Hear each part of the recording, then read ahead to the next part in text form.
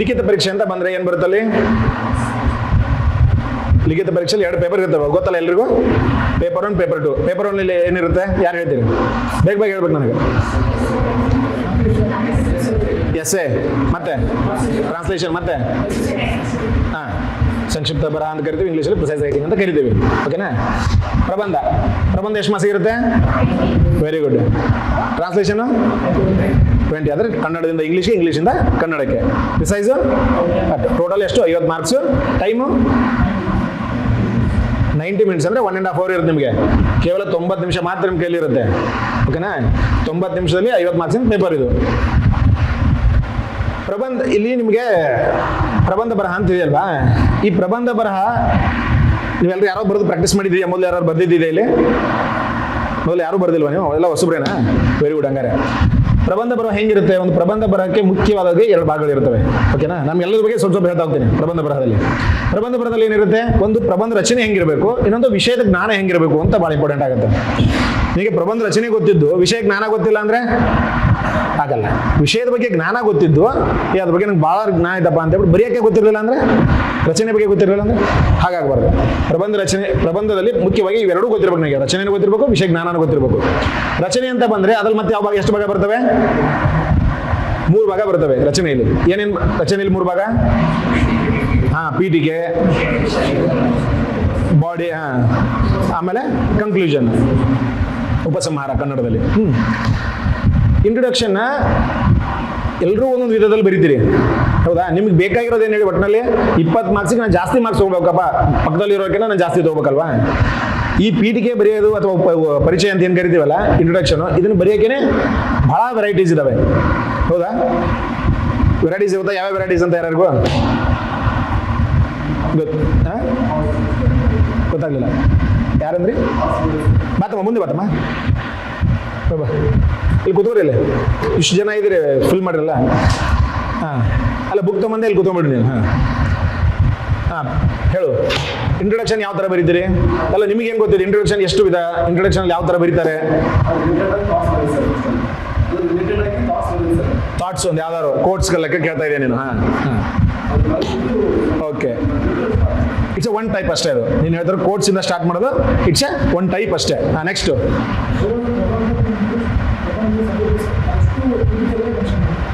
ಅದೇ ಅದನ್ನ ಪ್ರಬಂಧ ಆದರೆ ಫಾರ್ ಎಕ್ಸಾಂಪಲ್ ಏನೋ ತಗೋ, ನಾನು ಹೇಳ್ತೀನಿ ಈಗ. ಯಾವುದೋ ಒಂದು ಕಾನ್ಸೆಪ್ಟ್ ತಗೊಳ್ಳೋಣ ಅಂದರೆ ಜನಸಂಖ್ಯಾ ಲಾಭಾಂಶ ಅಂತ ತಗೋ. ಡೆಮೋಗ್ರಫಿಕ್ ಡಿವಿಡೆಂಡ್ ಅದೇನು ಕರಿತೀವಲ್ಲ, ಇದನ್ನ ಭಾರತವಾಗಿರೋದಲ್ಲಿ ಜನಸಂಖ್ಯಾ ಲಾಭಾಂಶದಲ್ಲಿ ಜಾಸ್ತಿ ಇವಾಗ ಜಗತ್ತಿಗೆ ಪರಿಚಿತ ಆಗ್ತಾ ಇರೋದು. ಯಾಕಂದರೆ more than 68% of the population ಏನಿದೆ ದುಡಿಯೋ ವರ್ಗ ನಮ್ಮಲ್ಲಿ ಇರೋದು. ಅಂದರೆ 15ರಿಂದ ದುಡಿಯೋ ವರ್ಗ ಅಂದ್ರೆ ಗೊತ್ತಲ್ಲ, 15ರಿಂದ 64 ವರ್ಷದ ಒಳಗಡೆ ಇರ್ತಕ್ಕಂಥದ್ದು. ಸೊ ಒಂದು ಪೀಠಿಕೆ ಅಂತ ಬಂದರೆ ನಾವು ನಾನಾ ನಮೂನಿ ಬರಿಬೋದು. ಮತ್ತು ನನ್ನ ಸರ್ ಒಬ್ರು ನನಗೆ ಹೇಳ್ದಂಗೆ ಮೇಜರಾಗಿ 3 ವಿಧಗಳಿರ್ತವೆ. ಓಕೆನಾ? ಒಂದು ಬೈ ಕೋಟ್ಸ್, ಆತ ಹೇಳ್ದಂಗೆ ಒಂದು ಕೋಟ್ಸಿಂದ ಸ್ಟಾರ್ಟ್ ಮಾಡೋದು. ಈಗ ನೀವು ಇದನ್ನೇ ಜನಸಂಖ್ಯಾ ಲಾಭಾಂಶ ಅಂತ ತೊಗೊಂಡ್ರೆ ನಿಮಗೆ ಬೆಂಜಮಿನ್ ಡಿಸ್ರಲಿ ಅಂತ ಸಮಥಿಂಗ್ ಯಾರೋ ಒಬ್ರು ಇದ್ದಾರೆ, ಅವರೊಂದು ಕೋಟ್ಸ್ ಹೇಳ್ತಾರೆ, ಹೌದಲ್ವಾ? ಅವ್ರು ಕೋಟ್ಸ್ ಹೇಳ್ತಾರೆ, ಆ ಕೋಟ್ಸ್ ಒಂದು ಹಾಕ್ಬಿಟ್ಟು ನೀವು ಸ್ಟಾರ್ಟ್ ಮಾಡ್ತೀವಿ. ಅದು ಒಂಥರ ಬರೆಯೋದು, ಕೋಟ್ಸ್ ಲೆಕ್ಕ ಹಾಕ್ಬಿಟ್ಟು ಅದು ಒಂಥರ ಅಟ್ರಾಕ್ಟಿವ್ ಇರುತ್ತೆ. ಬಟ್ ಅದನ್ನ ಜನರಲ್ ಎಲ್ಲರೂ ಬರೀತಾ ಇದ್ದಾರೆ ಇತ್ತೀಚೆಗೆ. ನೀವು ಪ್ರಬಂಧ ಅಂತ ಯಾರು ತಗೊಂಡ್ರೆ ಫಸ್ಟ್ ಬರೆಯೋದೇ ಅದನ್ನೇ, ಕೋಟ್ಸಿಂದ ಸ್ಟಾರ್ಟ್ ಮಾಡ್ಬಿಡು ಅಂತ. ಅದನ್ನ ಬಿಟ್ಟು ವೆರೈಟಿ ಇದೆ. ಬೈ ಡೆಫಿನೇಷನ್ ಸ್ಟಾರ್ಟ್ ಮಾಡ್ತಾರೆ ಒಬ್ಬೊಬ್ರು, ಹೌದಲ್ಲ? ಬೈ ಡೆಫಿನೇಷನ್ ಅಂದರೆ ಅವ್ರು ಏನೇ ಕೇಳಿ ಉದಾಹರಣೆ ತಗೋತಾರೆ. ಜಾಗತಿಕ ತಾಪಮಾನ ತಗೊಂಡ್ರು ಕೂಡ ಜಾಗತಿಕ ತಾಪಮಾನ ಅದ್ರ ಡೆಫಿನೇಷನ್ ಬರೋದು, ಅಲ್ಲಿಂದನೂ ಪೀಠಿಕೆ ಸ್ಟಾರ್ಟ್ ಮಾಡ್ತಾರೆ. ಕೋಟ್ಸ್ ಬರೆದು ಕೆಲವೊಬ್ರು ಸ್ಟಾರ್ಟ್ ಮಾಡ್ತಾರೆ. ಇದನ್ನು ಹೊರತುಪಡಿಸಿ ಇನ್ನೂ ಒಂದು ಯಾರು ಗೊತ್ತಾ? ಸ್ಟ್ಯಾಟಿಸ್ಟಿಕ್ಸು ಅಥವಾ ಯಾವುದಾದ್ರು ಒಂದು ರಿಪೋರ್ಟ್ನ ಕೋಟ್ ಮಾಡಿ ಬರೆಯಕ್ಕೆ ಸ್ಟಾರ್ಟ್ ಮಾಡೋದು. ಈಗ ಜನಸಂಖ್ಯೆ ಲಾಭಾಂಶದ ನಾನು ನಿಮ್ಗೆ ಹೇಳ್ತಾ ಹೋದರೆ, ನಾ ಬೆಂಜಮಿನ್ ಡಿಸ್ರಲಿ ಅವ್ರದ್ದು ಒಂದು ಕೋಟ್ಸ್ ಇದೆ, ಅದನ್ನು ಬರೀತೀರಿ ನೀವು, ನಾವು ಒಪ್ಕೋತೀನಿ. ಡೆಫಿನೇಷನ್ ಬಂದರೆ ಏನು ಹೇಳ್ತೀರಿ? ಭಾರತ್ ಹೇಳ್ತಾ ಹೋಗ್ತೀನಿ. ಏನು ಡೆಫಿನೇಷನ್ ಏನು ಹೇಳ್ಬೋದು ಅದಕ್ಕೆ? ಯುವಕರ ಜನಸಂಖ್ಯೆ ಏನಿದಿಲ್ಲ, ಭಾರತದ ದೊಡ್ಡ ಶಕ್ತಿ ಐತದ, ಆ ಥರದ್ದು ಏನಾದ್ರು ಒಂದು ಮಾಡ್ಕೋತೀರಿ. ಮತ್ತು ಭಾರತ ಇವಾಗ ಒಂದು ಭಾಳ ಈ ಜನಸಂಖ್ಯಾ ಲಾಭಾಂಶದ ಒಂದು ತಿರುವಿನ ಹಂತದಲ್ಲಿ ಐತೆ ಹೇಳ್ಬೋದು. ನೆಕ್ಸ್ಟ್ ಏನು ತಗೋತೀರಿ? ಮತ್ತು ಅದರ ಡೆಫಿನೇಷನ್ ಬಂದರೆ ಈ ಜನಸಂಖ್ಯಾ ಸಾಮರ್ಥ್ಯ ಅಥವಾ ಯುವಕರ ಮಾನವ ಸಾಮರ್ಥ್ಯ ಏನೈತಲ್ಲ, ಅದನ್ನು ನಾವು ಆರ್ಥಿಕ ಬೆಳವಣಿಗೆ ಅಥವಾ ಆರ್ಥಿಕ ಅಭಿವೃದ್ಧಿಗೆ ಪರಿವರ್ತಿಸಕ್ಕೆ ಭಾರತಕ್ಕೆ ಒಂದು ದೊಡ್ಡ ಒಂದು ಅವಕಾಶ ಐತಿ. ಇದನ್ನೆಲ್ಲ ಏನು ಆರ್ಥಿಕ ತಜ್ಞರಲ್ಲಿ ಏನು ಹೇಳ್ತಾರೆ, ಜನಸಂಖ್ಯಾ ಲಾಭಾಂಶ ಅಂತ ಕರೀತಾರೆ ಅಂತ ಒಂದು ಡೆಫಿನೇಷನ್ ಹಾಕೋತೀವಿ ಇಲ್ಲಿ. ಅಲ್ಲಿಂದ ಸ್ಟಾರ್ಟ್ ಮಾಡ್ತೀವಿ. ಅದು ಒಂಥರ. ಅದನ್ನೇ ನೀವು ಏನಾದ್ರು ನಾನು ಹೇಳಿದಲ್ಲ, ಸ್ಟ್ಯಾಟಿಸ್ಟಿಕ್ಸಿಂದ ಸ್ಟಾರ್ಟ್ ಮಾಡೋದು. ನಾನು ನಿಮಗೆ ಅದನ್ನ ಹೇಳ್ಕೊಂಡಿರು, ನನ್ನ ಸ್ಟೂಡೆಂಟ್ಸ್ ಯಾರು ಇರ್ತದ, ನನ್ನ ಇದನ್ನ ಕೇಳ್ತಾ ಇರೋರು, ನೀವೆಲ್ಲ ಏನು ಮಾಡ್ಬೇಕಂದ್ರೆ ಬೇರೆಯವ್ರಿಗಿಂತ ವಿಭಿನ್ನವಾಗಿ ಬರಬೇಕಾದ್ರೆ ಒಂದು ರಿಪೋರ್ಟರ್ನ ಕೋಟ್ ಮಾಡಿ ಬರೆಯಕ್ಕೆ ಸ್ಟಾರ್ಟ್ ಮಾಡೋದು. ಉದಾಹರಣೆಗೆ ಹೇಳ್ತೀನಿ ನಾನು. ಉದಾಹರಣೆಗೆ ಇದೇ ನಿಮ್ಗೆ ಜನಸಂಖ್ಯಾ ಲಾಭಾಂಶ ಅಂತ ತೊಗೊಂಡ್ರೆ ನೀನು ಡೆಮೋಗ್ರಫಿಕ್ ಡಿವಿಡೆಂಡು, ನೀವು ಇಲ್ಲೇನು ಮಾಡ್ಬೇಕಂದ್ರೆ ವಿಶ್ವಸಂಸ್ಥೆದ ಒಂದು ಜನಸಂಖ್ಯಾ ನಿಧಿ ಅಂತ ಏನೋ ಇದೆ, ವಿಶ್ವಸಂಖ್ಯೆ ಜನಸಂಖ್ಯಾ ನಿಧಿ ಅಂತ UNFP ಏನೋ ಸಮಥಿಂಗ್ ಏನೋ ಇದೆ, ಅದು UNFPA ಅಂತ. ಅದರ ಒಂದು ವರದಿಯ ಪ್ರಕಾರ ಅದೇನು ಹೇಳುತ್ತೆ ಹೇಳಿ ನೋಡೋಣ. ಅದ್ರ ವರದಿ ಪ್ರಕಾರ ಭಾರತದಲ್ಲಿ ದುಡಿಯೋ ವರ್ಗದ ಜನಸಂಖ್ಯೆ ಅಂದರೆ 15ರಿಂದ 64 ವರ್ಷ ಇರ್ತಕ್ಕಂಥ ಜನಸಂಖ್ಯೆ ಏನೈತಿ 68% ಐತಿ. ಇದು ಇಡೀ ಜಗತ್ತಿನಾಗ ಹೈಯೆಸ್ಟಾ, ಹೌದಾ? ಸೊ ಇದು ಇನ್ನೂ ಕೂಡ 2040 ಅನ್ಸುತ್ತೆ, ಮೋಸ್ಟ್ಲಿ 40 ಹೇಳಿದಾರೆ ಅವರು, 40 ಅಥವಾ 60 ಅಲ್ಲಿ ಅಷ್ಟು ವರ್ಷದವರೆಗೂ ಕಂಟಿನ್ಯೂನೇ ಇರ್ತೀವಿ ಇವ್ರ ಜನಸಂಖ್ಯೆ ಈ ಥರ. ಇವರಲ್ಲಿ 2040 ಬರೋವರೆಗೂ ಕೂಡ ಈ 15ರಿಂದ 64 ವರ್ಷದ ಒಳಪಟ್ಟ ಜನಸಂಖ್ಯೆ ತುಂಬಾ ಜಾಸ್ತಿ ಐತಿ. ಇದನ್ನ ಕೋಟ್ ಮಾಡ್ಬಿಟ್ಟು ನಾವು ಇದನ್ನ ಬರಿತಾ ಹೋಗ್ಬೋದು. ಅವಾಗ ಅವ್ರಿಗೆ ಏನಂತ ಓದೋರಿಗೆ, ಈ ಹುಡುಗನಿಗೆ ಇದ್ರ ಬಗ್ಗೆ ಜ್ಞಾನ ಭಾಳ ಐತಿ, ಕರೆಂಟ್ ಅಫೇರ್ಸ್ನು ಅಪ್ಡೇಟ್ ಮಾಡ್ಕೊಂಡ ನೀವು. ಸೊ ಒಂದು ಯಾವುದೋ ಒಂದು ಕೋಟ್ ಮಾಡಕತ್ತೀನಿ ನೀನಲ್ಲಿ, ವಿಶ್ವಸಂಸ್ಥೆ ಜನಸಂಖ್ಯಾ ನಿಧಿ ಒಂದು ಕೋಟ್ ಮಾಡಕತ್ತೀನಿ ನೀನು. ಸೊ ಸ್ಟ್ಯಾಟಿಸ್ಟಿಕ್ಸ್ನ ಎಲ್ಲರೂ ಬರೆಯಲ್ಲ, ಎಲ್ಲರೂ ನೆನ್ಪಿಡೋಕ್ಕಾಗಲ್ಲ.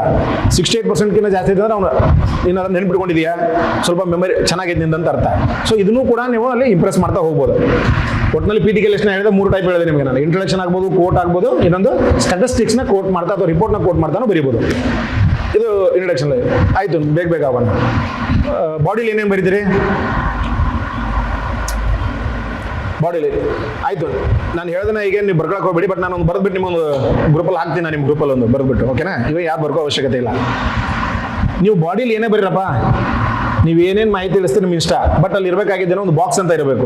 ಮೇನ್ ಹೆಡ್ಲೈನ್ ಯಾವತ್ತು ಬಾಕ್ಸ್ ಇರಬೇಕು. ಒಂಥರ ನೋಡೋಕೆ ಚೆನ್ನಾಗಿ ರೀಪ್ರೆಸೆಂಟೇಷನ್ ಚೆನ್ನಾಗಿರ್ಬೇಕು ನಿಮ್ಮದು, ಹೌದಲ್ವಾ? ಈ ಬಾಕ್ಸ್ ಹಾಕ್ತೀರಿ, ಅದಕ್ಕೆ ಒಂದು ಹೆಡ್ಲೈನ್, ಕೆಳಗಿನ ಸಬ್ ಹೆಡ್ಲೈನ್ ಬಂದರೆ ಏನು ಮಾಡ್ತೀರಿ? ಸಿಂಗಲ್ ಗೆರಿ ಹಾಕೋದು. ಅದ್ರ ಕೆಳಗೆ ಮತ್ತೊಂದು ಇನ್ನೊಂದು ಸಬ್ ಹೆಡ್ಲೈನ್ ಬಂದರೆ ಡಬಲ್ ಅಂಡರ್ಲೈನ್ ಮಾಡೋದು. ಉದಾಹರಣೆ ಅಂತ ಏನಾದ್ರು ಕೋಟ್ ಮಾಡೋದಂದ್ರೆ ಅದಕ್ಕೊಂದು ಸಣ್ಣ ಬಾಕ್ಸ್ ಹಾಕೋದು. ರಿಪೋರ್ಟ್ಸ್ ಕೊಟ್ಟರೆ ಅದಕ್ಕೊಂದು ಡ್ಯಾಶ್ ಏನೋ ಒಂದು ಆ ಥರ ಬರೋದು. ಅಂದ್ರೆ ನೀವು ಇಂಡಿಕೇಟ್ ಮಾಡ್ತಾ ಹೋಗ್ಬೇಕು. ನೀವು ಎಲ್ಲೇ ಉದಾಹರಣೆ ಬಂದರೆ ಬಾಕ್ಸ್ ಹಾಕ್ತೀಯಾ, ಎಲ್ಲೇ ಮೇನ್ ಹೆಡ್ಲೈನ್ ಬಂದರೆ ನೀವೊಂದು ಡಬಲ್ ಕೋಟ್ ಕೊಡ್ತೀಯಾ. ಮೇನ್ ಹೆಡ್ಲೈನ್ಗಿಂತ ಕೆಳಗಿನ ಇನ್ನೊಂದು ಅದಕ್ಕಿಂತ ಸಬ್ ಹೆಡ್ಲೈನ್ ಬಂದರೆ ಮಾಡ್ತೀಯಾ, ಸಿಂಗಲ್ ಅಂಡರ್ಲೈನ್ ಮಾಡ್ತೀಯಾ. ಸೊ ನೀನು ಈ ಥರ ಒಂದು ನಿನ್ನ ತಲೆಯಲ್ಲಿ ಫಿಕ್ಸ್ ಇಟ್ಕೊಂಡ್ಬೇಕು. ನೀನು ಉದಾಹರಣೆ ನಾನು ಬರಲೇಬೇಕಾದ್ರೆ ಅದಕ್ಕೊಂದು ಚಿಕ್ಕದಾಗಿ ಒಂದು ಬಾಕ್ಸ್ ಹಾಕ್ತೀನಿ, ಉದಾ ಅಂತ ಬರೋದು ಅಥವಾ ಉದಾಹರಣೆ ಅಂತ ಬರೋದು, ಒಂದು ಬಾಕ್ಸ್ ಹಾಕಿ ಬರಿತೀನಿ. ಸೊ ಈ ಥರ ಬರಿತಾ ನಿಮ್ಗೆ ಅನ್ಸಲ್ಲ? ರೀಪ್ರೆಸೆಂಟೇಷನ್ ಚೆನ್ನಾಗಿ ಕಾಣುತ್ತಿದೆ ಅಂತೇಳಿ ಅನ್ಸುತ್ತಲ್ವಾ? ಸೊ ಇದೇ ಪ್ರಬಂಧದಲ್ಲಿ ಬೇಕಾಗಿರೋದು. ವಿಷಯ ಜ್ಞಾನ ಎಷ್ಟೈತು ಅಷ್ಟ ಈಕ್ವಲ್, ಅದಕ್ಕಿಂತ ಜಾಸ್ತಿ ಅಂದ್ರೂ ಪರವಾಗಿಲ್ಲ, ರೀಪ್ರೆಸೆಂಟೇಷನ್ ಚೆನ್ನಾಗಿರ್ಬೇಕು ನನಗೆ. ಅಲ್ಲೇ ಮಧ್ಯದಲ್ಲಿ ಏನು ಮಾಡ್ತೀರಿ? ಕೋಟ್ಸ್ನ ಯೂಸ್ ಮಾಡ್ತೀರಿ. ಒಬ್ಬರು ಪ್ರಬಂಧ ಬರಿ ಅಂದರೆ ಬರೀ ಕೋಟ್ಸ್ನಿಂದ ತುಂಬಿಸ್ಬಿಡ್ತಾರೆ, ಹೌದಿಲ್ಲ? ಬಟ್ ಹೊಡಿದ 1ನೇ ಪೇಜ್ ಬಂದ, 2ನೇ ಪೇಜ್ ಬಂದ, 3ನೇ ಪೇಜ್ ಬಂದ, ಲಾಸ್ಟ್ ಒಂದು ಮತ್ತೆ ಅದೊಂದು ಹೊಡಿದ, ಕನ್ಕ್ಲೂಷನ್ ಬಂದ. ಈತ ಬರೀ ಕೋಟ್ಸಲ್ಲೇ ಮುಗಿಸ್ಬಿಡ್ತೀರಿ. ಆ ಥರ ಇಲ್ಲ. ಕೋಟ್ಸ್ ಎಲ್ಲಿ ನೆಸೆಸರಿ ಅಲ್ಲೇ. ನೀನು ಕೋಟ್ಸ್ನ ಫಸ್ಟ್ ಯೂಸ್ ಮಾಡಿದ್ರೆ ಬಾಡಿಲಿ ಜಾಸ್ತಿ ಯೂಸ್ ಮಾಡೋಕೆ ಬೇಕಾಗಿಲ್ಲ. ನೀನು ನಾನು ಹೇಳ್ದಂಗೆ ನೀನು ಒಂದು ಸ್ಟ್ಯಾಟಿಸ್ಟಿಕ್ಸಿಂದ ಸ್ಟಾರ್ಟ್ ಮಾಡ್ತೀಯ ಅಂದರೆ ಬಾಡಿಲಿ ಯೂಸ್ ಮಾಡು, ಒಂದು ಕೋಟ್ಸ್ನ ಯೂಸ್ ಮಾಡು, ಕನ್ಕ್ಲೂಷನ್ ಎಂಡ್ ಮಾಡೋದ್ರಲ್ಲೇ ಒಂದು ಹಾಕು, ಆ ಥರ. ಓಕೆನಾ? ಅರ್ಥ ಆಯ್ತಲ್ಲ ನಾನು ಹೇಳೋದು? ಅರ್ಥ ಆಗ್ತಾ ಇದೆಯಲ್ಲ? ನಾನು ಅದ್ರ ರಚನೆ ಬಗ್ಗೆ ಹೇಳ್ತಾ ಇರೋದು ನಿಮಗೆ. ಮುಂದೆ ಇದನ್ನೇ ಪ್ರಬಂಧ ಹೆಂಗೆ ಬರೋದಂತ ಒಂದು ಅವರ್ ಮಾತಾಡೋಣ. ಇದು ಜಸ್ಟ್ ನಿಮಗೆ ನಾನು ಅದ್ರ ಬಗ್ಗೆ ಬ್ರೀಫ್ ಕೊಡ್ತಾ ಇದ್ದೀನಿ, ಯಾವ ಥರ ಇರುತ್ತೆ ಅಂತ ಹೇಳ್ಬಿಟ್ಟು. 3ನೇ ಭಾಗ ಯಾವುದು? ಕನ್ಕ್ಲೂಷನ್. ಕನ್ಕ್ಲೂಷನ್ ಎಲ್ಲಿ ಬರೀತಾರೆ ಎಲ್ಲರೂ? ಯಾರೋ ಪಾಸಿಟಿವ್ ಅಂದ್ರಲ್ಲ ಅದು. ಕನ್ಕ್ಲೂಷನ್ ಅಲ್ಲಿ positive, negative or challenges and solution ಕೊಡ್ಬೇಕು ಅಲ್ಲಿಗೆ. ಅದು ಅಷ್ಟೇ ನಿಮಗೆ ಇರೋದು. 50 ವರ್ಡಲ್ಲೇ ಬರಿಬೇಕು ನೀವು. ಈ 50 ವರ್ಡಲ್ಲಿ ಅಲ್ಲಿ ನೀವು ಸ್ಟಾರ್ಟಿಂಗ್ ಪಾಸಿಟಿವ್ ಇರಬೇಕು, ಹೌದಾ? ಈ ಪಾಸಿಟಿವ್ ಅಂದ್ರೆ ಜನಸಂಖ್ಯೆ ಲಾಭಾಂಶ ಅಂತ ಹೋದ್ರೆ ಭಾರತದ ಜನಸಂಖ್ಯೆಯು ಏನಿದೆ, ಇಷ್ಟು ವರ್ಗ ಇದೆ, ಇಷ್ಟು ಜನಸಂಖ್ಯೆ ಇದೆ, ಇದು ಭಾರತಕ್ಕೆ ದೊಡ್ಡ ಶಕ್ತಿ ಆಗೈತಿ ಅಂತ ಪಾಸಿಟಿವ್ ಕೊಡ್ತೀವಿ. ಇದರಿಂದ ಭಾರತದ ಆರ್ಥಿಕ ಬೆಳವಣಿಗೆ ಮತ್ತು ಆರ್ಥಿಕ ಅಭಿವೃದ್ಧಿಯನ್ನು ಸಾಧಿಸ್ತದೆ ಅಂತ ಕೊಡ್ತೀವಿ. ಅಲ್ಲಿ ನೆಕ್ಸ್ಟ್ ಅದ ಬರಿತಾ ಮುಂದೆ ಅದಕ್ಕೆ ಆದರೂ ಕೂಡ ಭಾರತಕ್ಕೆ ನಮ್ಮಲ್ಲಿ ಕಳಪೆ ಗುಣಮಟ್ಟ ಶಿಕ್ಷಣ ಆಗಿರ್ಬೋದು, ಆರೋಗ್ಯ ವ್ಯವಸ್ಥೆ ಕಳಪೆ ಆಗಿರ್ಬೋದು, ನಿರುದ್ಯೋಗ ಸಮಸ್ಯೆ ಆಗಿರ್ಬೋದು, ಎಲ್ಲ ಏನಾಗ್ಯಾವು? ಅದಕ್ಕೆ ಚಾಲೆಂಜಸ್ ಆಗ್ಯಾವು, ಅದಕ್ಕೆ ಸವಾಲಾಗಿ ಪರಿಗಣಿಸ್ಯಾವು. ಅದಕ್ಕೆ ನಾವೇನು ಮಾಡಬೇಕು? ಗುಣಮಟ್ಟದ ಶಿಕ್ಷಣ ನೀಡೋಕ್ಕಾಗಿರ್ಬೋದು, ಒಂದು ಆರೋಗ್ಯ ವ್ಯವಸ್ಥೆಯನ್ನು ಸರಿ ಮಾಡೋಕ್ಕಾಗಿರ್ಬೋದು, ಉದ್ಯೋಗ ಸೃಷ್ಟಿ ಮಾಡೋಕ್ಕಾಗಿರ್ಬೋದು, ಖಾಸಗಿ ಆಗಿರ್ಬೋದು ಮತ್ತು ಸರ್ಕಾರಿ ಹೂಡಿಕೆಗಳನ್ನ ಹೆಚ್ಚು ಮಾಡಬೇಕು. ಈ ಮುಖಾಂತರ ಇವೆಲ್ಲಗಳನ್ನ ನಾವು ಸಾಧಿಸಬಹುದು ಅಂತ ಹೇಳಿ ಕನ್ಕ್ಲೂಷನ್ ಕೊಟ್ಟರೆ ಒಂದು ಒಳ್ಳೆ ಕನ್ಕ್ಲೂಷನ್ ಇದು. ಪಾಸಿಟಿವ್ ಹೇಳಿದೆಯಾ, ಚಾಲೆಂಜಸ್ ಹೇಳಿದೆಯಾ, ನೀನು ನಮ್ಮನೆ ಒಂದು ಕನ್ಕ್ಲೂಷನ್ ಸೊಲ್ಯೂಷನ್ ಮುಖಾಂತರ ಮುಗಿಸ್ಬಿಟ್ಟಿದೆಯಾ. ಇದು ನಿಮಗೆ ಪ್ರಬಂಧ.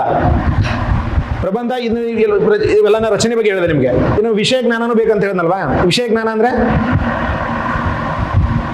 ಎಷ್ಟು ಎಸ್ಸೆಗಳನ್ನ ನೀವು ಎಷ್ಟು ಟಾಪಿಕ್ ಮೇಲೆ ಎಸ್ಸೆನ ಪ್ರಿಪೇರ್ ಮಾಡ್ತೀರಿ? ಒಬ್ಬ ಮನುಷ್ಯ ಎಷ್ಟು ಮಾಡಕ್ಕೆ ಸಾಧ್ಯ? ಒಂದು 30 ಮಾಡ್ಬೋದಾ?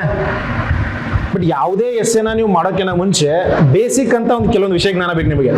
ನಾನು ಲಾಸ್ಟ್ ಟೈಮು 402 ಎಕ್ಸಾಮ್ ಮಾಡೋಕ್ಕಿಂತ ಮುಂಚೆ ಹೇಳಿದ್ದೆ ಕೆಲವೊಬ್ಬರಿಗೆ ನಾನು. ಅವಾಗಲೂ ಕೂಡ ನಾನೇನು ಹೇಳೋದು, ಕೆಲವೊಂದು ಬೇಸಿಕ್ ಮೂಲಭೂತ ವಿಷಯಗಳಂತ ಇದಾವೆ.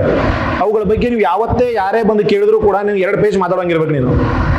ನಾನು ಸಡನ್ ಆಗಿ ಒಬ್ಬರು ಎಬ್ಬಿಸ್ಬಿಟ್ಟು ಯಾರು ಕೇಳಿದ್ರೆ ಭಾರತದಲ್ಲಿ ಆರೋಗ್ಯ ವ್ಯವಸ್ಥೆ ಬಗ್ಗೆ ಹೇಳಪ್ಪ ನೀನು ಅಂತ ಅಂದ್ಬಿಟ್ರೆ, ಸರ್ ಆರೋಗ್ಯ ವ್ಯವಸ್ಥೆ ಅಂದ್ರೆ ಹಿಂಗೆ ಸರ್, ಆರೋಗ್ಯ ವ್ಯವಸ್ಥೆ ಬಗ್ಗೆ ಒಂದು ಕೋಟ್ ಹೇಳ್ಬೇಕು ನನಗೆ, ಆರೋಗ್ಯ ವ್ಯವಸ್ಥೆ ಬಗ್ಗೆ ಒಂದು ಡೆಫಿನೇಷನ್ ಹೇಳ್ಬೇಕು ನನಗೆ, ಆರೋಗ್ಯ ವ್ಯವಸ್ಥೆ ಬಗ್ಗೆ ಅದ್ರ ಫಸ್ಟ್ ಭಾರತಕ್ಕೆ ಅದರಿಂದ ಏನು ಪಾಸಿಟಿವ್ ಇದಾವಲ್ವಾ ಭಾರತದಲ್ಲಿ ಆರೋಗ್ಯ ವ್ಯವಸ್ಥೆ ಬಗ್ಗೆ, ನೆಗೆಟಿವ್ ಇದಾವೆ, ಚಾಲೆಂಜಸ್ ಇದಾವೆ, ಪರಿಣಾಮಗಳಿದಾವೆ. ಭಾರತ ಬಜೆಟ್ನ ಕೊಡುವಾಗ ಆರೋಗ್ಯಕ್ಕೆ ಎಷ್ಟು ಕೊಡ್ತಾ ಇದ್ದಾರೆ, ಹೆಲ್ತ್ ಎಷ್ಟು ಬಜೆಟ್ ತೆಗೆದಿಡ್ತಾ ಇದ್ದಾರೆ, ಸೆಂಟ್ರಲ್ ಎಷ್ಟು ತೆಗೆದಿಡ್ತಾ ಇದ್ದಾರೆ, ನಮ್ಮಲ್ಲಿ ವೈದ್ಯರು ಮತ್ತು ಪೇಷಂಟ್ಗಳ ರೇಷಿಯೋ ಎಷ್ಟಿದೆ, ಆಸ್ಪತ್ರೆಗಳು ಎಲ್ಲೆಲ್ಲಿದ್ದಾವೆ, ಪ್ರೈಮರಿ ಹೆಲ್ತ್ ಸೆಂಟರ್ಸ್ ಆಗಿರ್ಬೋದು, ಕಮ್ಯುನಿಟಿ ಹೆಲ್ತ್ ಸೆಂಟರ್ಸ್ ಆಗಿರ್ಬೋದು, ಮಲ್ಟಿ ಸ್ಪೆಷಾಲಿಟಿ ಹಾಸ್ಪಿಟಲ್ಸ್ ಆಗಿರ್ಬೋದು, ಬೆಡ್ ವ್ಯವಸ್ಥೆ ಏನೇನಿದೆ, ನಮ್ಮಲ್ಲಿ ಕಮ್ಯುನಿಕೇಬಲ್ ಡಿಸೀಸಸ್ ಬಂದರೆ ಯಾವ ಥರ ಟ್ರೀಟ್ ಮಾಡ್ತೀವಿ, ಝೂನೋಟಿಕ್ ಬಂದರೆ ಯಾವ ಥರ ಮಾಡ್ತೀವಿ, ಹೌದಲ್ವಾ? ಇವೆಲ್ಲವೂ ಇದೆ ಅಲ್ಲ ನಮ್ಮಲ್ಲಿ, ಮುನ್ನೆಚ್ಚರಿಕಾ ಕ್ರಮಗಳು ನಮ್ಮಲ್ಲಿ ಇದ್ದಾವೆ.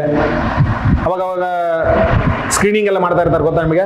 ಟಿವಿ ಅವೆಲ್ಲ ಸ್ಕ್ರೀನಿಂಗ್ ಮಾಡ್ತಾ ಇರ್ತಾರೆ ಅವುಗಳದು. ಸೊ ನಿಮಗೆ ಒಂದು ವಿಷಯ ಬಗ್ಗೆ ಒಂದು 10 ಪ್ಯಾರಾಮೀಟ್ರಲ್ಲಿ positive, negative, challenges, solutions, government initiatives, ಆಮೇಲೆ ಅದ್ರ ಬಗ್ಗೆ ಒಂದು ಯಾವುದೋ ಡೆಫಿನೇಷನ್, ಅದ್ರ ಬಗ್ಗೆ ಒಂದು ಕೋಟು, ಅದ್ರ ಬಗ್ಗೆ ಇನ್ನೊಂದು ಯಾರೋ ವಚನಕಾರರು ಹೇಳಿದ್ದಾಗಿರ್ಬೋದು, ಅಥವಾ ಒಂದು ಯಾವುದೋ ಗಾದೆ ಮಾತಾಗಿರ್ಬೋದು, ಕವನಗಳಾಗಿರ್ಬೋದು, ನೀವು ಒಂದೊಂದು ಬೇಸಿಕ್ ಏನಿರ್ತಾವಲ್ಲ, ಈ ಆರೋಗ್ಯ ಎಲ್ಲಿ ಬೇಕಾದ್ರೆ ಯೂಸ್ ಮಾಡ್ಬೋದಾ ನೀವು? ಒಂದು ಸತಿ ಆರೋಗ್ಯದ ಬಗ್ಗೆ ನಿಮ್ಗೆ ಗೊತ್ತಾದ್ರೆ, ನಿಮ್ಗೆ ಏನೋ ಕೃಷಿ ಬಗ್ಗೆನೇ ಒಂದು ಎಸ್ಸೆ ಕೇಳಿದ್ರಪ್ಪ, ಅಲ್ಲಿ ಆರೋಗ್ಯದ ಬರಿಬಾರ್ದ? ಬರಿಬೋದು ತಾನೆ? ಕೃಷಿದು ಇವಾಗ ಕೆಮಿಕಲ್ ಫರ್ಟಿಲೈಸರ್ ಯೂಸ್ ಮಾಡಿದ್ರೆ ಹೆಲ್ತ್ ಮೇಲೆ ಎಫೆಕ್ಟ್ ಆಗುತ್ತಾ? ಅವಾಗ ಹೆಲ್ತ್ ಮತ್ತೆ ಅಲ್ಲಿ ಕನೆಕ್ಟ್ ಮಾಡೋದನ್ನ, ಕೆಮಿಕಲ್ ಫರ್ಟಿಲೈಸರ್ ಯೂಸ್ ಮಾಡ್ತಾ ಇದ್ರೆ ನಮ್ದು ಮನುಷ್ಯನ ಆರೋಗ್ಯ ಹಾಳಾಗ್ತೈತಿ, ಹೌದಾ? ಮನುಷ್ಯನ ಆರೋಗ್ಯ ಎಷ್ಟು ಹಾಳಾಗೈತಿ ನೋಡ್ರಿ. ಮೊದಲ ನಮ್ಮಲ್ಲಿ ಇಷ್ಟು ಕಮ್ಯುನಿಕೇಬಲ್ ಡಿಸೀಸ್ ಬರಾಕತ್ತಾವು, ಮೊದಲ ನಮ್ಮಲ್ಲಿ ಡಾಕ್ಟರ್ಸ್ ಕಡಿಮೆ ಅದಾರು, ನಮ್ಮಲ್ಲಿ ಮೂಲಭೂತ ಸೌಕರ್ಯ ಕಡಿಮೆ ಐತಿ, ಇಷ್ಟೆಲ್ಲ ಇದ್ರು ಬಜೆಟ್ನವ್ರು ನಮಗೆ ಬಜೆಟ್ ಕಡಿಮೆ ಕೊಡಾಕತ್ತಾರ. ಸೊ ಮತ್ತೆ ಅಲ್ಲಿ ಕನೆಕ್ಟ್ ಮಾಡಿದೆ, ನಿನಗೆ ಏನಿಲ್ಲ ಒಂದು ಅರ್ಧ ಪೇಜ್ ಓದ್ತಾ ಮತ್ತಲ್ಲಿ ಸಿಂಪಲ್ ಇಲ್ಲ. ನೀವು ಒಂದು ಕೆಲವು ಮೂಲಭೂತ ಒಂದು ಟಾಪಿಕ್ ಇದ್ದು ನಾನು ಲಾಸ್ಟ್ ಟೈಮ್ ಕೊಟ್ಟಿದ್ದೆ ಹುಡುಗರಿಗೆ, ತುಂಬಾ ಜನಕ್ಕೆ. ನಿಮ್ಮ ಇದೇ ಗುರುದೀಕ್ಷಾ ಅವರಿಗೆ ಬೆಂಗಳೂರಲ್ಲಿ ಕೊಟ್ಟಿದ್ದೆ ನಾನು. ಈ ಬರ್ಕೋಬೇಡಿ, ನಾನು ಆಮೇಲೆ ಕಳಿಸ್ತೇನೆ. ಅದು ಅಷ್ಟು ಮೂಲಭೂತ ಯಾವ ನಿಮಗೆ ಬೇಸಿಕ್ ಬೇಕಾಗಿದ್ದು, ಆರೋಗ್ಯ ಆಗಿರ್ಬೋದು, ಶಿಕ್ಷಣ ಆಗಿರ್ಬೋದು, ಕೃಷಿ ಆಗಿರ್ಬೋದು. ಕೃಷಿ ಬಗ್ಗೆನೂ ಕೇಳಿದ್ರೆ ಇವೆಲ್ಲ ಗೊತ್ತಿರ್ಬೇಕು ನಿಮಗೆ.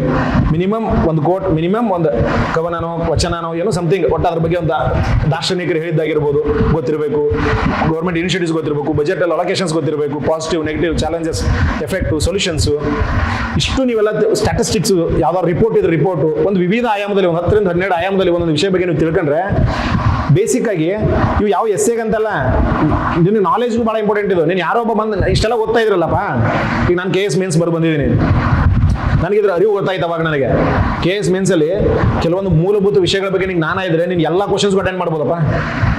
ಎಲ್ಲ ಒಂತಂದಿಲ್ಲ ಒಂದು ಇಡ್ಬೋದು. ಅಲ್ಲಿ ನಿಮಗೆ ವಿಚಾರ ಮಾಡೋಕೆ ನಿಮ್ಗೆ ಟೈಮ್ ಇಲ್ಲ, ಅಲ್ಲಿ ಭಾಳ ಬೇಗ ಬರೀಬೇಕು ನೀವೆಲ್ಲ. ಇತ್ತೀಚಿನ ಪರೀಕ್ಷೆ ನೋಡಿದಿರಲ್ಲ, 80 ಪೇಜ್ ಬರೀಬೇಕು 3 ಅವರಲ್ಲಿ. ಸೊ ಆ ಥರ ಇದ್ದಾಗ ಕೆಲವೊಂದು ವಿಷಯಗಳ ಬಗ್ಗೆ ನಿಮಗೆ ಮೊದಲೇ ಗೊತ್ತಿದ್ರೆ ಅದೆಲ್ಲೋ ಲಿಂಕ್ ಮಾಡಿ ಬರಿತಾ ಹೋಗ್ಬೋದು ನೀವು.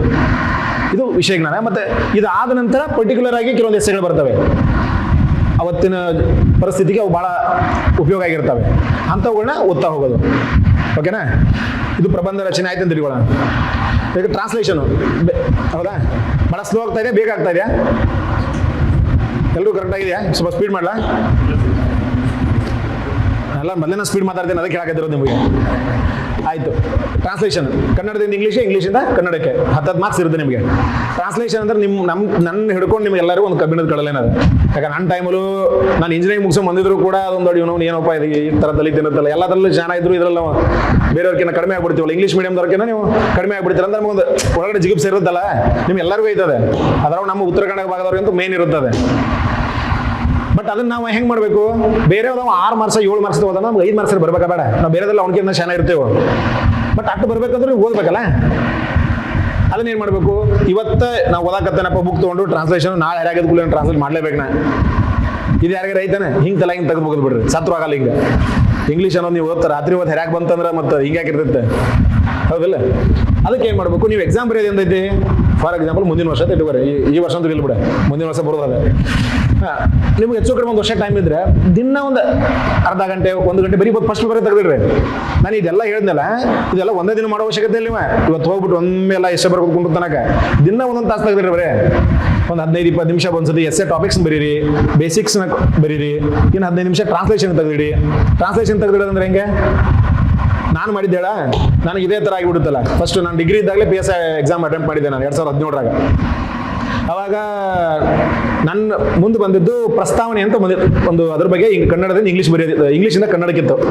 ಅಲ್ಲಿ ಪ್ರಿಯಾಂಬಲ್ ಅಂತ ಕೊಟ್ಬಿಟ್ಟಿದ್ರು. ನನಗೆ ಪ್ರಿಯಾಂಬಲ್ದು ಪೀಠಿಕೆ ಇದು ನೆನಪಾಗೈತೆ, ಪೀಠಿಕೆ ಅಂತ ನೆನಪಾಗತ್ತೆ. ಬಟ್ ಅದು ಇಂಟ್ರೊಡಕ್ಷನ್ ಆಕತಿ.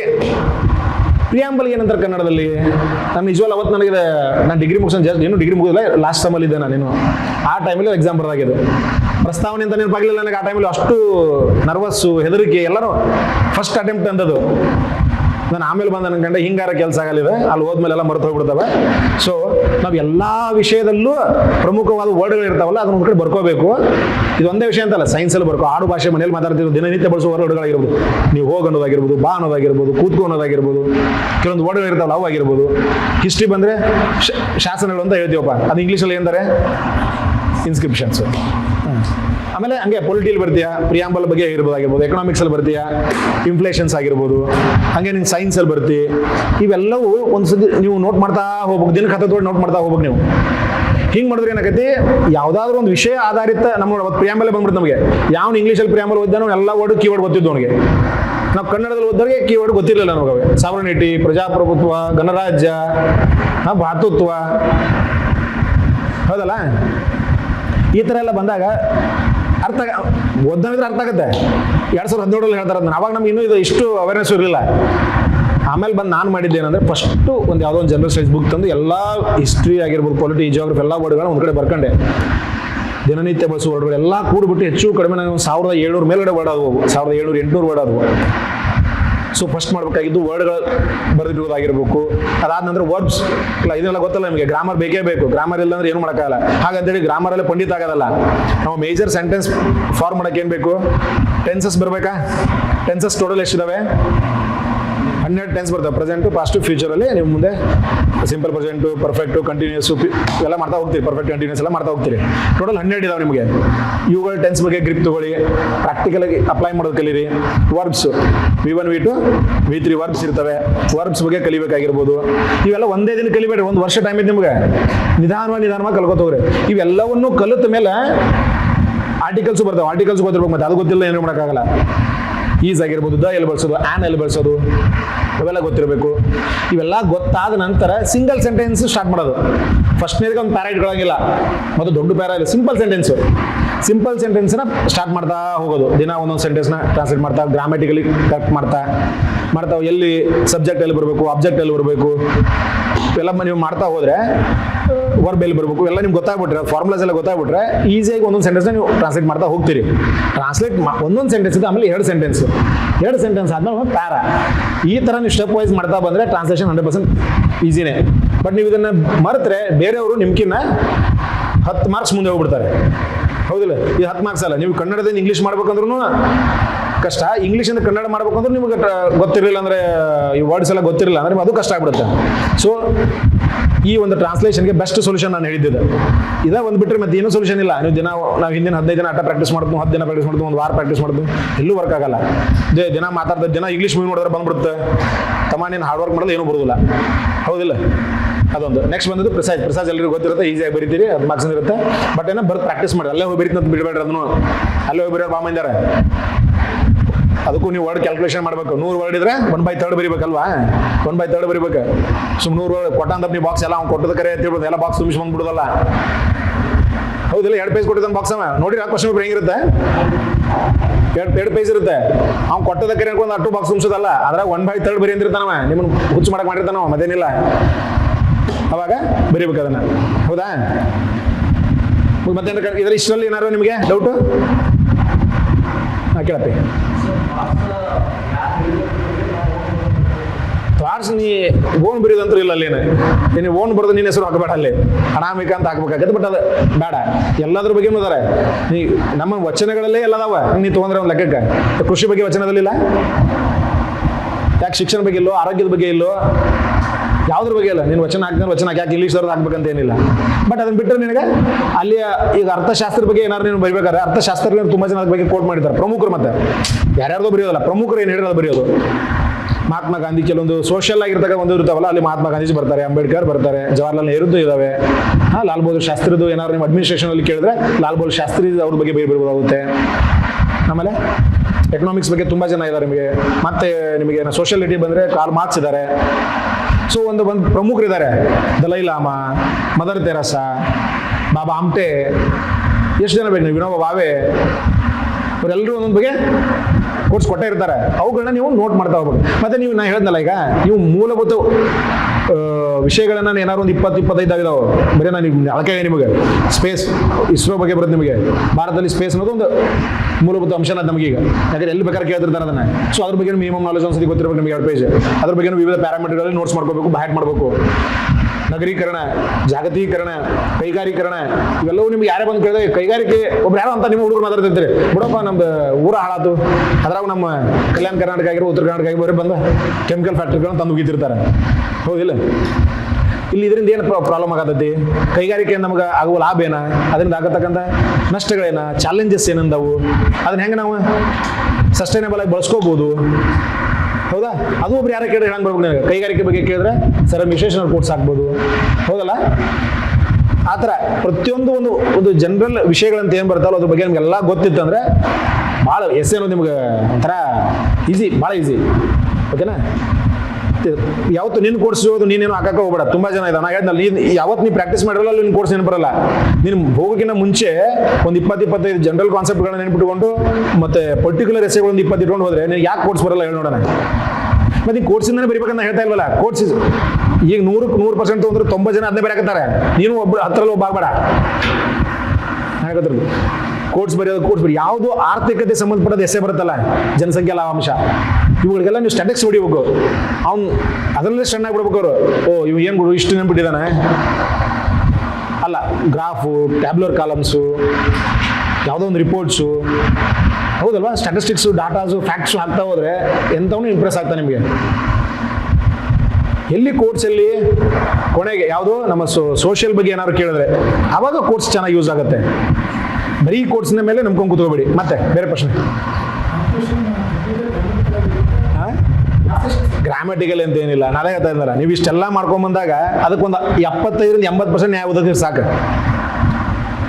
70-80% ಯಾರು ಅದೊಂದು ಪ್ಯಾರಾಗ್ ನೀವು ಒಂದು ನ್ಯಾಯ ಒದಗಿಸಿದ್ರೆ ಸಾಕಷ್ಟು. ನೀನು ನೋಡ 100% ಯಾರು ಬರೆಯಲ್ಲ, ಹೌದು?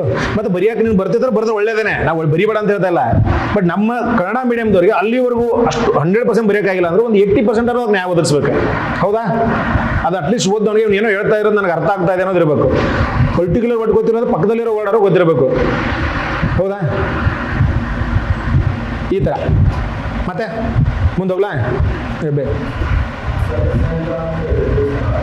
ಎಸ್ಸೆ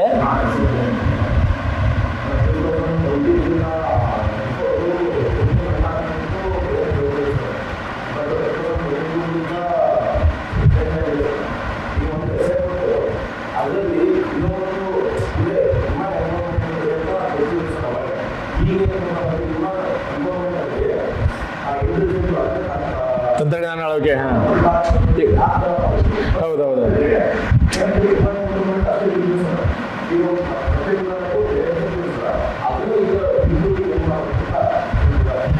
ಬೇಡ ಅವ್ನು ಹೇಳ್ತಾರಕತ್ತಿರ್ತಾನು. ಮೊದಲೆಲ್ಲ ಬರೀ ಒಂದು ಸಿಂಗಲ್ ಲೈನ್ ಕೊಟ್ಬಿಡ್ತಿದ್ರು, ಜಾಗತಿಕ ತಾಪಮಾನ ಕುರಿತು ಬರೀ ಚರ್ಚಿಸಿ ಈ ಥರ ಕೇಳೋದಾಗಿರ್ಬೋದು.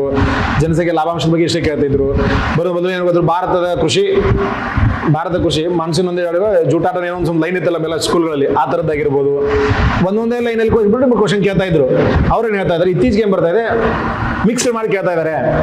ಮೊದಲು ಮಹಿಳಾ ಸಬಲೀಕರಣ ಅಷ್ಟೇ ಇವಾಗ ಹಂಗಿಲ್ಲ, ಮಹಿಳಾ ಸಬಲೀಕರಣನೂ ಕೊಡ್ತಾರೆ, ಅದ್ರ ಜೊತೆ ಸುರಕ್ಷತೆ ಬಗ್ಗೆ ಕೇಳ್ತಾರೆ, ಆಮೇಲೆ ಅದ್ರ ಜೊತೆ ತಂತ್ರಜ್ಞಾನ ಹೇಗೆ ಮಹಿಳಾ ಸುರಕ್ಷತೆ ಆಗಿರ್ಬೋದು, ಮಹಿಳಾ ಸಬಲೀಕರಣಕ್ಕಾಗಿರೋ ಹೇಗೆ ಸಹಾಯಕ ಆಗ್ಯಾವು ಅಂತೆಲ್ಲ ಕೇಳ್ತಾರೆ. ಅದ್ರಲ್ಲಿ ಏನಿಲ್ಲ, ನೀವು ಬರ್ತಾ ಇದ್ರಲ್ಲ, ಪೀಠಿಕೆ ಆಗಲಿ ಕನ್ಕ್ಲೂಷನ್ ಆಗಲಿ ಎಲ್ಲ ಒಂದೇ, ಅಲ್ಲೇನು ಸಪ್ರೇಟಾಗಿ ಬರೆಯಕ್ಕೆ ಬರಲ್ಲ. ಇದನ್ನ ನೀನು ಪೀಠಿಕೆ ಆಗಲಿ ಈ ವಿಷಯಗಳನ್ನ ಏನಾದ್ರು ಮೊದಲೇ ಮಾಡ್ಕೊಂಡಿದ್ರೆ ನಿಂಗೆ ಹೆಲ್ಪ್ ಆಗೇ ಆಗುತ್ತದೆ. ನೀನು ಏನಿಲ್ಲ ಅಂದ್ರೆ ಮಹಿಳೆ ಬಗ್ಗೆ ಮಾಡಿರ್ತೇನೆ ಅವಾಗಲೂ ಹೇಳಿದೆ. ಮಹಿಳೆ ಅಂದ್ರೆ ಮತ್ತೆ ಒಂದು ಜನರಲ್ ಟಾಪಿಕ್. ಮಹಿಳೆ ಬಗ್ಗೆ ನಿಮ್ಗೆ ಯಾರೇ ಬಂದ್ರು ಒಂದು ಜನರಲ್ ಟಾಪಿಕ್ ಅದ, ಯಾವತ್ತಿದ್ರು ಮಹಿಳೆ ಅನ್ನೋದು. ನೀನು ಅದ್ರ ಬಗ್ಗೆ ಮಹಿಳಾ ಸಬಲೀಕರಣ ಕೇಳ್ತಾರೆ, ಇತ್ತೀಚೆಗೆ ಮಹಿಳಾ ಸುರಕ್ಷತೆ ಬಗ್ಗೆ ಕೇಳಕತ್ತಾರೆ, ಹೌದಾ? ಮಹಿಳಾ ಏನಂತಾರೆ ಅದಕ್ಕೆ, ಜೆಂಡರ್ ಈಕ್ವಾಲಿಟಿ ಬಗ್ಗೆ ಬರ್ತಾ ಇದೆ, ಹೌದಾ? ಈ ಥರ ಮತ್ತೆ ತಂತ್ರಜ್ಞಾನ ಅಳವಡಿಕೆ. ನೀವು ಮೊದಲು ಅದ್ರ ಬಗ್ಗೆ ನಿಮ್ಗೆ ವಿಷಯಕ್ಕೆ ನಾನು ಇರಲೇಬೇಕು. ಅಲ್ಲೂ ಹೋಗ್ಕೊಳ್ಳಿ ಸಡನ್ ಆಗಿ ಅಂತೂ ಬರಂಗಿಲ್ಲ. ಬಾಡಿಲಿ ಏನು ಮಾಡೋದು, ಅದನ್ನ ಡಿವೈಡ್ ಮಾಡ್ತಾ ಬರೋದು. ಬಾಡಿಲಿ ಮಾತ್ರ ಡಿವೈಡ್. ಸಬಲೀಕರಣ ಕೇಳಿದ್ದಾರೆ, ಸುರಕ್ಷತೆ ಬಗ್ಗೆ ಕೇಳಿದ್ದಾರೆ, ಪ್ಲಸ್ ಇನ್ನೊಂದು ತಂತ್ರಜ್ಞಾನ ಬಗ್ಗೆ ಕೇಳಿದ್ದಾರೆ. 3 ಅಂಶಗಳನ್ನ ಈಕ್ವಲ್ ಪ್ರಪೋರ್ಷನ್ ಅಲ್ಲಿ ನೀನು ಎಕ್ಸ್ಪ್ಲೈನ್ ಮಾಡ್ತಾನೆ ಬೇಕು. ಒಂದನ್ನು ಮಾಡಿ ಒಂದನ್ನು ಬಿಡಂಗಿಲ್ಲ. ನಾ ಬರೀ ಮಹಿಳಾ ಸಬಲೀಕರಣ ಓದಿದ್ದೀನಿ ಅಂತ ಬರೀ ಅದನ್ನೇ ಬರೆಯೋದಲ್ಲ. ತಂತ್ರಜ್ಞಾನ ಅಳವಡಿಕೆ ಇದ್ದಾರೆ. ಸೊ ತಂತ್ರಜ್ಞಾನ ಅಳವಡಿಕೆ ಅಂದ್ರೆ ಹಲವಾರು ಆ್ಯಪ್ಗಳು ಬಂದಿದ್ದಾವೆ, ಹೌದಾ? ಮಹಿಳೆಗೆ ಸಂಬಂಧಪಟ್ಟಿದ್ದಾಗಿರ್ಬೋದು, ಉದ್ಯೋಗ ಸೃಷ್ಟಿಗೆ ಬಂದಿದ್ದಾವೆ, ಮಹಿಳೆಯರ ಬಡತನ ಕಡಿಮೆ ಮಾಡಕ್ಕೆ ಬಂದಿದ್ದಾವೆ, ಮಹಿಳೆಯರ ಸ್ಟಾರ್ಟ್ಅಪ್ಸ್ ಜಾಸ್ತಿ ಮಾಡಕ್ಕೆ ಬಂದಿದ್ದಾವೆ, ಮತ್ತೆ ಸ್ವಸಹಾಯ ಗುಂಪುಗಳು SHG ಅವುಗಳು ಬಂದಿದ್ದಾವೆ. ಕೋಆಪರೇಟಿವ್ ಎಲ್ಲ ಅವರು ಜಾಸ್ತಿ ಆಗ್ತಾ ಇದೆ. ಮಿಲ್ಕ್ ಹೈನುಗಾರಿಕೆ ಇರೋದನ್ನೇ ಜಾಸ್ತಿ ಹೆಣ್ಮಕ್ಳು ಕಾನ್ಸಂಟ್ರೇಟ್ ಮಾಡಿ ಮಾಡ್ತಾ ಇರೋದು, ಹೈನುಗಾರಿಕೆ ಆಗಿರ್ಬೋದು. ಸೊ ಇವುಗಳೆಲ್ಲ ಬಂದಿರತಕ್ಕಂಥ ತಂತ್ರಜ್ಞಾನ ಆಗಿರ್ಬೋದು, ಮತ್ತೆ ಆ್ಯಪ್ಸು, ಸಾಫ್ಟ್ವೇರ್ಸು ಇದನ್ನೆಲ್ಲ ನೀವು ಅಳವಡಿಕೆ ಮಾಡಲೇಬೇಕು, ಹೌದಾ? ಆಮೇಲೆ ಸುರಕ್ಷತೆ ಬಂದರೆ ನಮ್ಮ ಪೊಲೀಸಲ್ಲಿ ಇತ್ತೀಚೆಗೆ ಹೊಸ ಕಾನೂನು ಬಂತಲ್ಲ, ಕಾನೂನಲ್ಲಿ ಹಲವಾರು ಇನ್ಕ್ಲೂಡ್ ಮಾಡಿದ್ದಾರೆ. ಮಹಿಳೆಯರಿಗೆ ಸಂಬಂಧಪಟ್ಟಂಥದ್ದೇ ಕೆಲವೊಂದು ಸ್ಪೆಷಲ್ ಆ್ಯಕ್ಟ್ಗಳಿದ್ದಾವೆ. ವರದಕ್ಷಿಣೆ ಕಾಯ್ದೆ ಆಗಿರ್ಬೋದು, ಲೈಂಗಿಕ ಕಿರುಕುಳ ತಡೆಗಟ್ಟು ಕಾಯ್ದೆ ಆಗಿರ್ಬೋದು, ಹೌದಾ? ಕೆಲಸ ಮಾಡುವ ಸ್ಥಳದಲ್ಲಿ ಮಹಿಳೆಯರ ಮೇಲೆ ದೌರ್ಜನ್ಯ ತಡೆ ಕಾಯ್ದೆ ಆಗಿರ್ಬೋದು, ಪೋಕ್ಸೋ ಬಗ್ಗೆ ಗೊತ್ತಿದೆ ನಿಮ್ಗೆ ಆಲ್ರೆಡಿ. ಸೊ ಹೀಗೆ ಒಂದು ಸುಮಾರು ಅವ್ರ ಬಗ್ಗೆ ಬರ್ತಾವೆ ಕಾಯ್ದೆಗಳು, ಅವುಗಳು ಗೊತ್ತಿರ್ಬೇಕು ಸುರಕ್ಷತೆ ಅಂತ ಬಂದಾಗ. ಮತ್ತೆ ನೀನು ಹೇಳ್ದಂಗೆ ಮಹಿಳೆ ಬಂದರೆ ಅವುಗಳು ಮತ್ತೆ ನಮ್ಮಲ್ಲಿ ಬೇರೆ ಬೇರೆ ಆ್ಯಕ್ಟ್ಗಳಲ್ಲಿ ಏನಿದ್ದಾರೆ, ನಮ್ಮಲ್ಲಿ IPC ಏನಿದೆ, CRPC ಏನು ಹೇಳಿತ್ತು, ಇವುಗಳೆಲ್ಲ ನೀವು ಕೊಳ್ಳೆ ಮಾಡಬೇಕು. ಸಬಲೀಕರಣ ಅಂತ ಬಂದರೆ ಸಬಲೀಕರಣ ಆರ್ಥಿಕವಾಗಿ ಯಾವ ಥರ ಸಬಲೀಕರಣ ಆಗಬೇಕು, ಶೈಕ್ಷಣಿಕವಾಗಿ, ಆರೋಗ್ಯವಾಗಿ, ಇವುಗಳು ಸಾಮಾಜಿಕ ಅಂತ ಬಂದರೆ ಶಿಕ್ಷಣ, ಆರೋಗ್ಯ ಎಲ್ಲ ಬಂತಲ್ಲಿಗೆ, ಓಕೆನಾ? ಅಲ್ಲಿ ಅವುಗಳು ಯಾವ ಥರ ಆರ್ಥಿಕವಾಗಿ ಯಾವ ಥರ ಸಬಲೀಕರಣ ಮಾಡಬೇಕು, ಆರ್ಥಿಕ ಒಳಗೊಳ್ಳುವಿಕೆ ಅವ್ರದ್ದು ಜಾಸ್ತಿ ಆಗಬೇಕು, ಹೌದಾ? ಆರ್ಥಿಕ ಚಟುವಟಿಕೆಗಳು, 0 ಬಡ್ಡಿ ದರದಲ್ಲಿ ಅವ್ರು ಸಾಲ ಕೊಡ್ತಾ ಇರ್ಬೋದು. ನಾವು SHG ಮಾಡಿದಂಗೆ ಅಲ್ವಾ? ಆರ್ಥಿಕವಾಗಿ ಅವರು ಸಬಲೀಕರಣ ಆಗಲಿ ಅಂತಾನೆ ತಾನು ಮಾಡಿರೋದು. ಕೋಆಪರೇಟಿವ್ಗಳಲ್ಲಿ ಅವ್ರು ಜಾಸ್ತಿ ತಗೋತಾರೆ, ಅದಕ್ಕೆ ಅಲ್ವಾ? ಹೈನುಗಾರಿಕೆಗೆ ಅವ್ರಿಗೆ ನಾವು ಇನ್ಸೆಂಟಿವ್ಸ್ ಕೊಡ್ತಾ ಇರೋದು ರೀಸನ್ ಅದಕ್ಕೆ ಅಲ್ವಾ? ಸೊ ಹೀಗೆ ಪ್ರತಿಯೊಂದನ್ನ ಬಾಡಿಲಿ ನೀವು ಡಿವೈಡ್ ಮಾಡಬೇಕು. ಪೀಠಿಕೆಯಲ್ಲಿ ಏನಿರುತ್ತೆ, 3 ಅಂಶಗಳನ್ನ ಕೂಡ್ಬಿಟ್ಟು ಒಂದು ಒಳ್ಳೆ ಪೀಠಿಕೆ ಹಾಕ್ಬೇಕು ನೀನು. ಮಹಿಳಾ ಸಬಲೀಕರಣ ಅಂದ್ರೆ ಏನು ಅಂತ ಹೇಳ್ಕೊಂಡ್ಬಿಟ್ಟು, ಅಲ್ಲಿಂದ ಅದನ್ನ ಸುರಕ್ಷತೆ ಕನೆಕ್ಟ್ ಕೊಟ್ಟು, ಅಲ್ಲಿಂದ ಅದನ್ನ ಈ ರೀತಿಯ ತಂತ್ರಜ್ಞಾನ ಮೂಲಕ ಇವನ್ನೆಲ್ಲವನ್ನೂ ನಾನು ಓವರ್ಕಮ್ ಮಾಡ್ತಾ ಬರ್ಬೋದು ಅಂತ ಕೊಟ್ಕೊಂಡು ಸ್ಟಾರ್ಟ್ ಮಾಡೋದು. ಕನ್ಕ್ಲೂಷನ್ ಅಲ್ಲಿ ಹಂಗೇನೆ, ಮಹಿಳೆಯ ಶಕ್ತಿ, ಮಹಿಳೆಯರ ನಮ್ಮಲ್ಲಿ ಇದ್ದಾರೆ. 50% ಆಫ್ ದಿ ಪಾಪ್ಯುಲೇಷನ್ ಮಹಿಳೆಯರು ಇರೋದ್ರಿಂದ ಅವ್ರ ದೇಶಕ್ಕೆ ಯಾವ ಥರ ಲಾಭ ಆಗುತ್ತೆ ಅನ್ನೋದನ್ನು ಕೊಟ್ಕೊಂಡು, ಬಟ್ ಇದೆಲ್ಲ ಇದ್ರೂ ಕೂಡ ಅವ್ರಿಗೆ ಯಾವ ಥರ ನೆಗೆಟಿವ್ಸ್ ಇದಾವೆ, ಅವರಿಗೆ ಚಾಲೆಂಜಸ್ ಇದಾವೆ, ಕೌಟುಂಬಿಕವಾಗಿ ಅವ್ರ ಮನೆಯಲ್ಲಿ ಅವ್ರಿಗೆ ಚಾಲೆಂಜಸ್ ಇದಾವೆ, ಸಮಾಜದಲ್ಲಿ ಅವರಿಗೆ ಪ್ರಾಬ್ಲಮ್ಗಳಿದಾವೆ, ಅವಳು ಆರ್ಥಿಕವಾಗಿ ಪಾಪ ಇನ್ನೂ ಹಿನ್ನಡೆಯಲ್ಲಿದ್ದಾರೆ, ಅವ್ರಿಗೆ ಇನ್ನೂ ಸುರಕ್ಷತೆ ಇಲ್ಲ ಅಂತ ಕೊಡ್ತೀಯ. ಕನ್ಕ್ಲೂಷನ್ ಅಲ್ಲಿ ಸೊಲ್ಯೂಷನ್ ಏನು ಕೊಡ್ತೀಯ? ಇವೆಲ್ಲ ಓವರ್ಕಮ್ ಮಾಡೋಕ್ಕೆ ಸರ್ಕಾರಗಳು ಈ ಥರ ಕಾರ್ಯಕ್ರಮಗಳು ತಂದಿದ್ದಾರೆ. ಸಮಾಜ ಏನು ಮಾಡಬೇಕು, ಪುರುಷ ಪ್ರಧಾನ ಸಮಾಜ, ಅದಕ್ಕೆ ಏನು ಮಾಡಬೇಕು, ಅವರೆಲ್ಲ ಏನು ಮಾಡಬೇಕು, ಅಕ್ಸೆಪ್ಟ್ ಮಾಡೋದಾಗಿರ್ಬೋದು, ಅವ್ರಿಗೆ ಫ್ರೀಡಮ್ ಕೊಡೋದಾಗಿರ್ಬೋದು, ನಮ್ಮ ಥರ ಸಮಾನ ಅಂತ ತಿಳ್ಕೋಬೋದಾಗಿರ್ಬೋದು, ಈ ಥರದ ಒಂದು ಸೊಲ್ಯೂಷನ್ ಅವ್ರು ಹೂಡಿಕೆ ಮಾಡೋದಾಗಿರ್ಬೋದು, ಅವ್ರು ಓರಿಯೆಂಟೆಡ್ ಸ್ಕೀಮ್ಸ್ ತರೋದಾಗಿರ್ಬೋದು, ಬೇಟಿ ಪಡಾವೋ ಬೇಟಿ ಬಚಾವೋ ಆಗಿರ್ಬೋದು. ಸೊ ಸಿಕ್ಕಾಪಟ್ಟೆ ಈ ಥರದ್ದು ಕೊಟ್ಕೊಂಡು ಕನ್ಕ್ಲೂಷನ್ ಏನು ಮಾಡೋದು. ಬಟ್ ನೀನು ಪ್ರತಿಯೊಂದು ಆಸ್ಪೆಕ್ಟಲ್ಲಿ ಅವ್ರಿಗೆ ಗೊತ್ತಾಗ್ತಾ ಇರಬೇಕು, ಈ 3 ಅಂಶಗಳನ್ನು ತೊಗೊಂಡು ಹೋಗ್ತಾ ಇದ್ದಾನೆ ಅಂತ ಗೊತ್ತಾಗಬೇಕು ಅವ್ರಿಗೆ. ನೀನು ಒಂದನ್ನು ಹೈಲೈಟ್ ಮಾಡಿ ಒಂದನ್ನು ಬಿಡೋದ ಇಲ್ಲ, ಮಾಡಬಾರಂಗೆ. ಅವ್ರು ಏನಾಗ್ಬಿಡುತ್ತೆ, ಬಾಡಿಲಿ ಅವ್ರು ನಿಮ್ಗೆ ಮಾರ್ಕ್ಸ್ ಡಿವೈಡ್ ಮಾಡಿರ್ತಾರೆ. ಟೋಟಲ್ 20 ಮಾರ್ಕ್ಸ್ ಅಂದರೆ 3 ಏನು ಕನ್ಕ್ಲೂಷನ್ ಮತ್ತೆ ಪೀಟಿಗೆ 3 ಹೋದರೆ ಉಳಿದ ಎಷ್ಟಲ್ಲಿ 14-15 ಮಾರ್ಕ್ಸ್ ನಿಮಗೆ ಬಾಡಿಗೆ ಇರುತ್ತೆ. ಸೊ ನೀನು ಮೂರು ಅವ್ನು ಹೇಳ್ದಂಗೆ ಒಂದು ಸಬಲೀಕರಣ, ಇನ್ನೊಂದು ಸುರಕ್ಷತೆ, ಇನ್ನೊಂದು ಏನಾದ್ರು ತಂತ್ರಜ್ಞಾನ ಅಳವಡಿಕೆ ಅಂತ ಕೊಟ್ರೆ ನೀನು 3ನ್ನ ಈಕ್ವಲ್ ಆಗಿ ಡಿವೈಡ್ ಮಾಡಬೇಕು. ಯಾವುದೋ ಒಂದು ಜಾಸ್ತಿ ಗೊತ್ತೆ, ಯಾವುದೊಂದು ಕಡಿಮೆ ಗೊತ್ತಿದೆ ಅಂತ ಮಾಡಂಗಿಲ್ಲ. ಅರ್ಥ ಆಯ್ತಾ ನಾನು ಹೇಳಿದ್ದು? ನಿಂಗೆ ಅರ್ಥ ಆಯ್ತಾರಮ್ಮ?